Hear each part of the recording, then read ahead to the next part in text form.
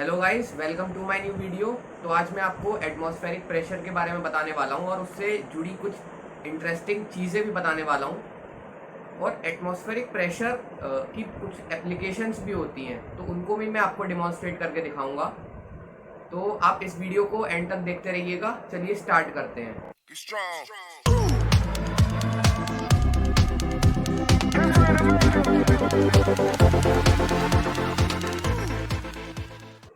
Air air हमारे चारों तरफ है।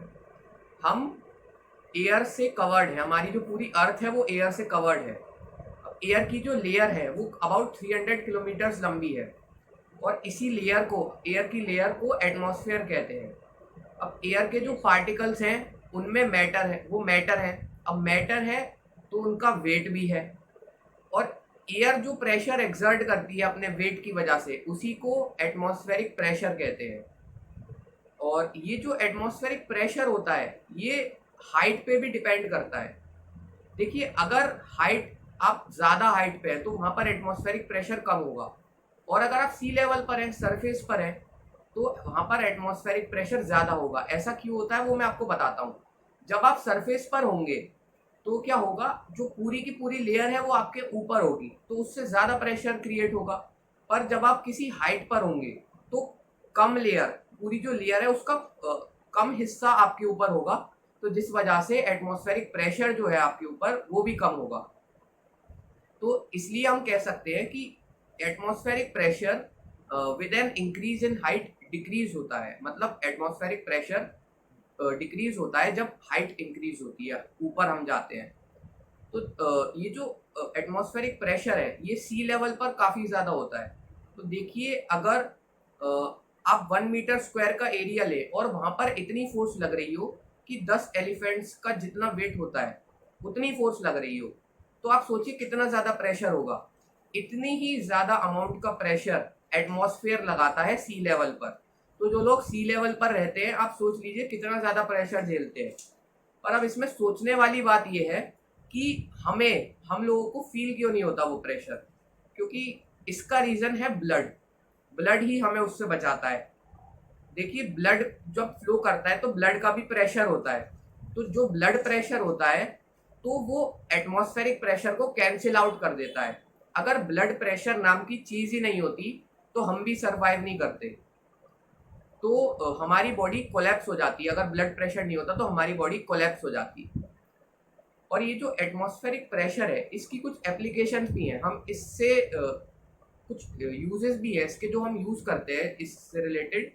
जैसे आपने देखा होगा ड्रॉपर है, तो जो ड्रॉपर है उसमें भी एटमॉस्फेरिक प्रेशर का कॉन्सेप्ट है और सिरिंज होती है। तो मैं आपको अभी ये डिमॉन्स्ट्रेट करके दिखाता हूँ।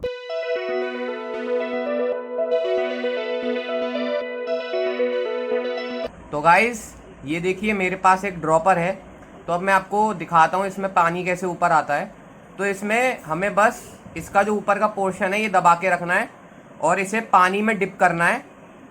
और अब हमने इसे पानी में, आगे की जो इसकी टिप है वो हमने इसको डुबा दिया है पानी में। अब हम ऊपर से ये रिलीज़ कर देंगे तो इसके अंदर पानी आ जाएगा। देखिए, इसके अंदर पानी आ गया है।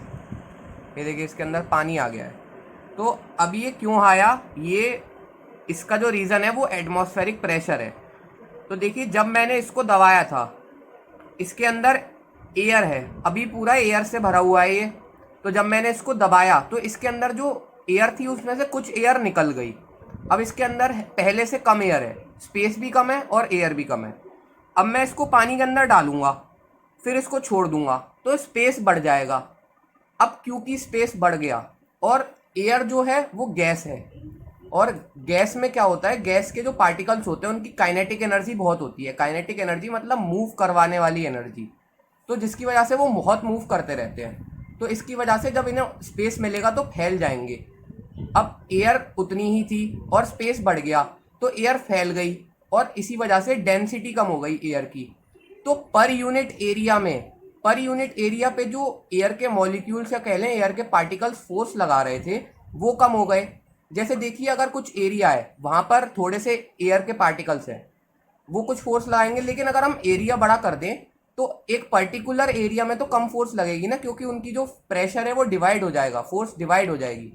तो ऐसा ही होता है इसमें, अब क्योंकि एयर का प्रेशर रिड्यूस हो गया, एटमॉस्फेरिक प्रेशर रिड्यूस हो गया, तो इसलिए बाहर का प्रेशर इससे ज़्यादा हो जाता है। बाहर वाला तो उतना ही है लेकिन अंदर का कम हो गया।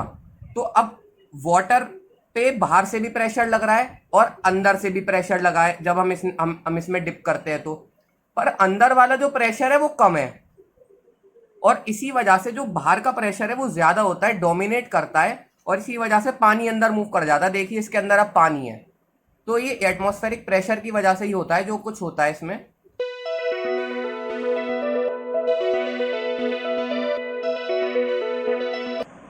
तो गाइस देखिए अब मेरे पास ये सिरिंज है, तो सिरिंज का भी बिल्कुल वैसे ही है जैसे मैंने आपको ड्रॉपर का करके दिखाया, वैसे ही सिरिंज का है। बिल्कुल एटमॉस्फेरिक प्रेशर अपना पूरा काम करेगा जो करना है। हमें क्या करना है, बस सिरिंज में हमें जो पानी लेना है ना, तो अब मैं पानी से करके दिखा रहा हूँ। तो अब इसकी जो टिप है वो मैं पानी में डुबा दूंगा। अब क्या करूँगा मैं इसका जो पिस्टन है, ये ऊपर वाला पार्ट है खींचने वाला, इसको पिस्टन कहते हैं। तो अब मैं क्या करूँगा, इसको खींच लूँगा। तो देखिए इसके अंदर पानी आ गया, ये देखिए इसके अंदर पानी आ गया। तो अब पानी क्यों आया वो मैं बताता हूँ। जैसे आपने इसको डुबा दिया इसके अंदर, इसका जो ओपनिंग है वो क्लोज हो गई क्योंकि ये पानी में चला गया। अब आप इसको खींचेंगे तो मान लीजिए इसमें ज़रा बहुत एयर थी, इसमें ज़रा बहुत एयर थी, बहुत ज़रा सी होगी, बिल्कुल वैक्यूम तो नहीं बन सकता। तो जिस वजह से अब इसका जो हमने खींचा ना तो स्पेस बढ़ गया, तो वही बात आ गई, अब स्पेस बढ़ गया, एयर बहुत कम है, तो अब एयर तो फैलेगी, तो एटमॉस्फेरिक प्रेशर जो अंदर है वो रिड्यूस हो गया। अंदर एटमॉस्फेरिक प्रेशर बहुत कम है पर बाहर नॉर्मल वाला है, तो क्या होगा, जो बाहर का एटमॉस्फेरिक प्रेशर है वो डोमिनेट करेगा और जाहिर सी बात है वाटर अंदर चला जाएगा। तो गाइस आई होप कि आपको ये वीडियो अच्छा लगा होगा और आप एटमॉस्फेरिक प्रेशर के बारे में सब कुछ समझ गए होंगे। तो इस वीडियो को लाइक कर दीजिएगा, शेयर कर दीजिएगा और मेरे चैनल को ज़रूर से सब्सक्राइब कर दीजिएगा।